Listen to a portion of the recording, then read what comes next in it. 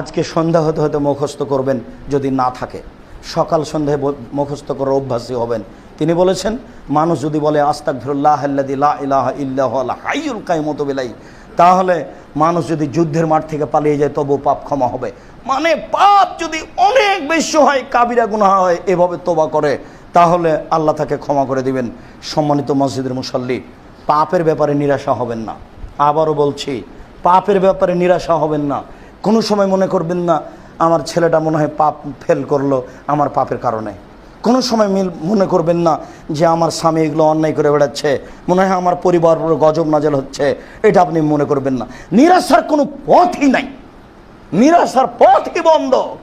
দিন রাত আপনি বলেন, রব্বি ইন্নী যালামতু নাফসি ফাগফিরলি, রব্বানা যালামনা আনফুসানা ওয়া ইল্লাম তাগফির লানা ওয়া তারহামনা লানাকুনান্না মিনাল খাসিরিন আন্নী মাসানি ইয়াযুর ওয়া আনতা আরহামুর রাহিমিন। আমি বড় বিপদে, তুমি বড় দয়াবান। আর বারবার যদি পাপ আপনার উপরে জয়ী হয়ে যায়, আপনার ছেলের উপরে, আপনার মেয়ের উপরে, আপনার স্ত্রীর উপরে জয়ী হয়ে যায়, তাহলে আপনি বলেন আন্নী মাগলুবুন ফান্তাসের, আমি পরাজয়, তুমি দয়া করো। আন্নী মাগলুবুন ফান্তাসের, আমি পরাজয়, তুমি দয়া করো। আমি পরাজয়, তুমি দয়া করো।